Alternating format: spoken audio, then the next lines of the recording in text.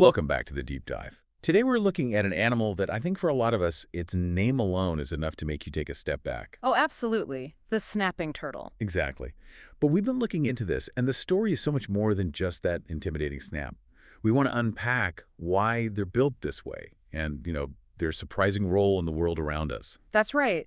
Our sources really paint this incredible picture of an ancient survivor. I mean, we're talking about a creature that's been around since the dinosaurs, Wow. but it's facing these really modern problems, and that's what we want to get into. It's such a strange contrast, isn't it? An animal that can live for over 100 years, but its life starts out just so incredibly fragile.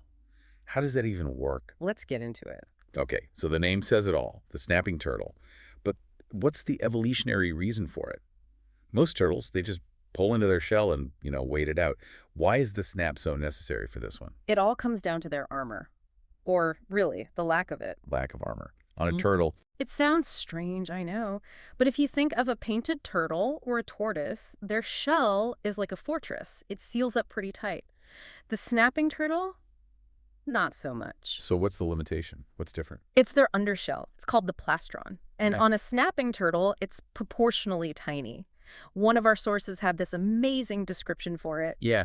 The turtle version of a bikini. A bikini, that's a perfect visual for a giant armored creature. It really is, because it's true. It just doesn't cover that much. Yeah. So their big, muscular legs, their long neck, a lot of their underside is just exposed. So they can't fully retreat into the shell like other turtles can. They can't. And if you can't retreat, you have to fight. The snap is pure defense. It's a trade-off, really. An evolutionary compromise because of their body plan. So that powerful snap we're all so wary of. Yeah. It's actually a sign of vulnerability, not just aggression. Precisely. Their own body puts them in a corner, so they have to come out swinging. And there's another defense mechanism they have, too, if they're really feeling threatened. They pee a lot. Oh, that'll do it. It's pretty effective. It makes you want to put them down and leave them alone, which is exactly the point. Okay, so this brings up a practical point. You see one of these massive turtles trying to cross a road. You want to help, but you also want to keep all your fingers. Yeah. How do you do it safely? Right. And you have to have immense respect for their power. They are heavy, and those claws are thick and strong for digging. But the real danger is that neck. You have to know the no-touchy zone. The no-touchy zone is critical. You want to stay away from the front half of the shell. Their neck can reach back further than you think, maybe about 2 of those big scales or scutes down the middle of the back. So grabbing it from the side is a bad idea. A very bad idea. The safest way is what people call the wheelbarrow method. Wheelbarrow. You come up from behind and you firmly grip the back of the shell right where their hind legs meet the body. There are these little indentations there. Then you just lift the back end up slightly, and the turtle will walk forward on its front legs. You're basically steering it from behind, like a wheelbarrow. Your hands are safe, and the turtle stays calm. That's a great piece of advice. Yeah. It respects the animal and keeps you safe. Now, you mentioned earlier dinosaurs. Let's talk about just how ancient these animals are. It's just mind-boggling. This design, this bikini-armored creature, has been successful for millions of years. Their lineage goes back to the Cretaceous period. So they were walking around when T-Rex was. Pretty much. And as individuals, they can live for an incredibly long time, potentially well over 100 years. 100 years. And this is where that paradox we talked about gets really deep, right? That incredible lifespan versus how long it takes them to even get started. It's agonizingly slow. A female snapping turtle can't even reproduce until she's about 17 to 19 years old. 17 to 19. That's practically a human childhood. It is. Think of all the dangers in a pond or a lake. She has to survive for almost 2 decades just to have a chance to lay her first eggs. And when she does, what does that look like? She'll lay a clutch of about 50 eggs. And they look, for all the world, just like ping pong balls. 50 ping pong balls. But they're not safe, I'm guessing. Not at all. From the moment they're laid, they're in extreme danger. One source put it really bluntly. For most of their early life, the eggs and the hatchlings are just little snacks. Snacks for who? For everything. Raccoons, skunks, foxes, herons, you name it. They'll dig up the nests and eat the eggs.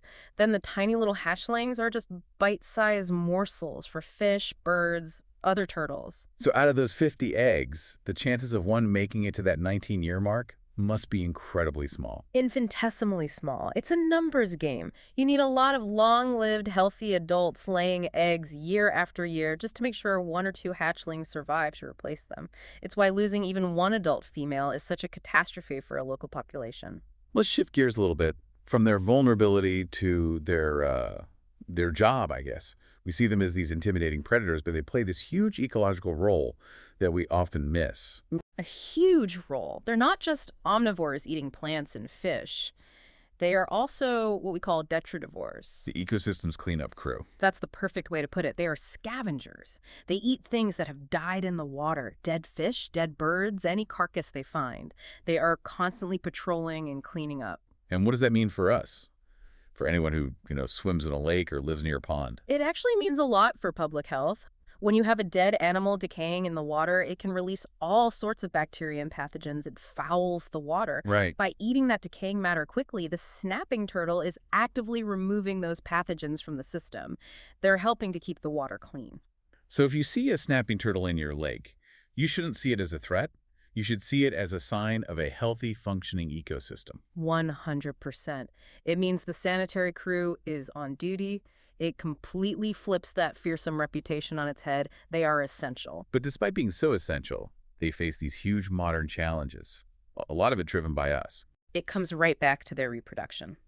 To lay those eggs, the female needs to find a spot with soft, sandy soil that gets a lot of sun. And where does she find that in our modern world? All too often, it's the shoulder of a road. Oh, no. Yeah. It's a tragic conflict between ancient instinct and modern infrastructure. It leads to incredibly high mortality rates for these breeding females. And the sources mention something even worse than accidents, a really disturbing trend. Yeah, this is awful. It's something called turtle popping, where some drivers will actually aim for them on purpose. That's horrible. It is. And it specifically targets the very animals, the big breeding adults, that the population absolutely cannot afford to lose. So this is where conservation has to step in. What are organizations like Scales Nature Park doing to counteract this? They're focusing on that bottleneck in the life cycle. The eggs. They go to these known nesting sites, often right by roadsides, and they collect the eggs. They're rescuing them. Exactly. One source mentioned they collect something like 16,000 eggs a year across different species. It's a massive effort. So they take them from the wild. Then what happens? They're brought back to a lab and put in incubators. It's a safe, controlled environment. The whole goal is just give them a boost through that first, most critical part of their life. You're basically removing the snack phase from the equation. So you eliminate all that predation from raccoons and skunks. You do. And then once the babies hatch, they're kept for about a week. They absorb their yolk sac, which is like their first packed lunch, and gives them a little bit of energy. And then they go back. They go right back to the exact spot where the nest was. The intervention is so minimal, but so important. They just get a 1-week head start, a fighting chance to get past that initial wave of predation. It's an amazing way to use human knowledge to offset a human-created problem. It's about leveling the playing field just a little bit to give this ancient survival strategy a chance to keep working in a world that has changed so fast. What a journey. We've gone from the snap being a sign of weakness, that bikini shell, to this shocking 19-year childhood, and finally to their role as, the janitors of our lakes and ponds. It really forces you to change your perspective. We see the snap and we feel fear, but what we should see is this incredible story of survival, a design that's worked for millions of years that's now being pushed to its limit. The fear they create really does hide this deep vulnerability. It really does. And that leaves us with a final thought for you to take away. The next time you see an animal known for its powerful defense, ask yourself what vulnerability that defense might be hiding. It makes you wonder, in this shared landscape of ours, which species is truly the more resilient one? The ancient creature that takes nearly 2 decades just to grow up, or the one that's constantly remaking the world at an ever-increasing and often destructive speed?